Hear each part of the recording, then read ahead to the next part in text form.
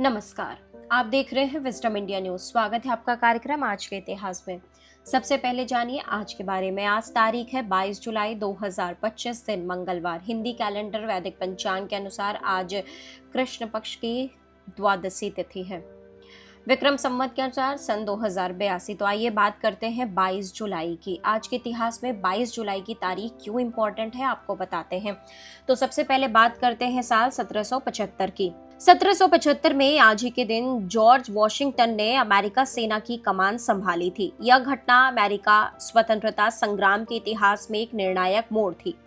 George Washington को 13 अमेरिकी उपनिवेशों द्वारा सर्वसम्मत से कॉन्टिनेंटल आर्मी यानी महाद्वीपीय सेना का कमांडर इन चीफ नियुक्त किया गया था। उन्होंने बोस्टन में औपचारिक रूप से सेना की कमान ग्रहण की, जो तब ब्रिटिश नियंत्रण से मुक्त होने की कोशिश कर रही थी। उनके नेतृत्व में अमेरिकी सेना ने कई चुनौतियों और संसाधनों की कमी के बावजूद 8 साल के लंबे संघर्ष में ब्रिटिश सेना को पराजित किया। यह नियुक्ति न केवल अमेरिका की आजादी की दिशा में पहला ठोस कदम था, बल्कि वॉशिंगटन के नेतृत्व और रणनीतिक कुशलता ने उन्हें अमेरिका का फादर ऑफ द नेशन बना दिया। आगे चलकर वे अमेरिका के पहले राष्ट्रपति भी बने और उन्होंने लोकतांत्रिक संस्थाओं की नींव को मजबूत किया।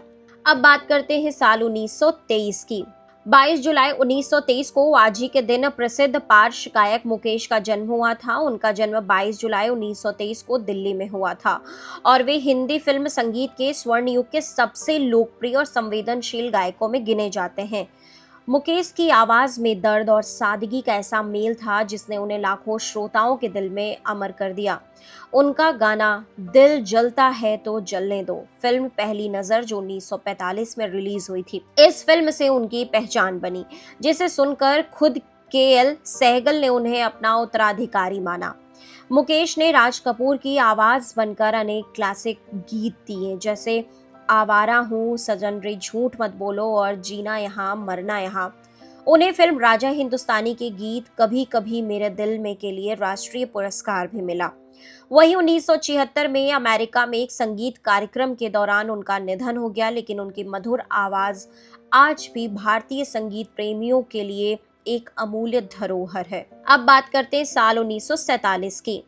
22 जुलाई 1947 को ही भारतीय संविधान सभा ने तिरंगे को भारत के राष्ट्रीय ध्वज के रूप में अंगीकार किया था। यह दिन भारत के इतिहास में गौरव, सम्मान और एकता का प्रतीक बन गया। ध्वज में 3 रंग, केसरी यानी साहस और बलिदान के लिए, सफेद सत्य और शांति के लिए और हरा समृद्धि और विकास के लिए। वहीं बीच में नीले रंग का 24 आरे वाला अशोक चक्र, जो धर्म चक्र न केवल हमारे स्वतंत्रता संग्राम के मूल्यों को दर्शाता है, बल्कि यह भारत की अखंडता, विविधता और लोकतांत्रिक आदर्शों का भी प्रतीक है। तो वहीं पिंगली वेंकैया द्वारा डिजाइन किए गए इस ध्वज को संविधान सभा ने सर्वसम्मत से स्वीकार किया और 15 अगस्त 1947 को भारत की आजादी के साथ इसे आधिकारिक रूप से फहराया गया। तब से तिरंगा हर भारतीय के गर्व, आत्मसम्मान और राष्ट्रभक्ति का प्रतीक बन गया। अब बात करते हैं साल 1970 की। 1970 यानी आज ही के दिन 22 जुलाई को महाराष्ट्र के मुख्यमंत्री देवेंद्र फडणवीस का जन्म नागपुर, महाराष्ट्र में हुआ था। वे भारतीय जनता पार्टी भाजपा के एक प्रमुख नेता हैं और अपने युवा, तेज तर्रार एवं विकासोन्मुखी नेतृत्व के लिए जाने जाते हैं। फडणवीस ने 2014 में महाराष्ट्र के 18वें मुख्यमंत्री के रूप में शपथ ली थी और वे राज्य के दूसरे सबसे युवा मुख्यमंत्री बने। उनके कार्यकाल में महाराष्ट्र में आधारभूत ढांचे, शहरी विकास और डिजिटल गवर्नेंस को बढ़ावा मिला। इसके अलावा उन्होंने जलयुक्त शिविर योजना जैसी कई लोक कल्याणकारी योजनाओं की शुरुआत की। फडणवीस अपने प्रशासनिक कौशल और राजनीतिक दृष्टिकोण के चलते राज्य और राष्ट्रीय राजनीति में एक प्रभावशाली नेता के रूप में स्थापित हुए हैं। उनका जन्मदिन भारतीय राजनीति में एक भविष्य दृष्टा नेता के आगमन का प्रतीक माना जाता है। अब बात करते हैं साल 1981 की। 1981 में 22 जुलाई को ही भारत के पहले भूमि स्थिर उपग्रह यानी Apple arrear passenger payload experiment ने विधिवत रूप से कार्य करना शुरू किया था।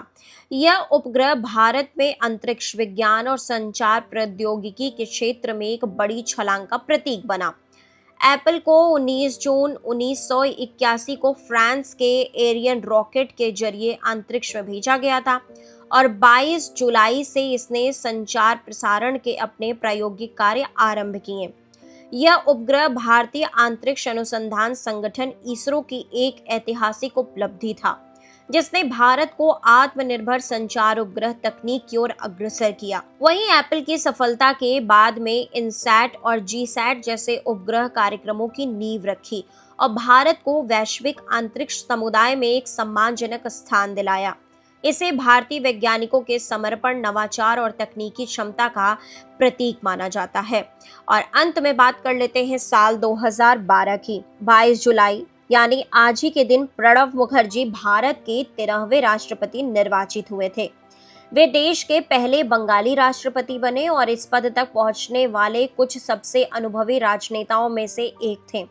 प्रणब मुखर्जी का राजनीतिक करियर 5 दशकों से भी अधिक लंबा था, जिसमें उन्होंने वित्त, रक्षा, विदेश और वाणिज्य जैसे प्रमुख मंत्रालयों का नेतृत्व किया।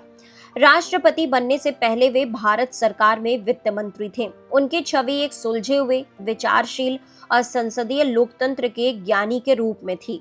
उनका चुनाव भारतीय राजनीति में स्थिरता, अनुभव और गहन संवैधानिक समझ का प्रतीक माना गया।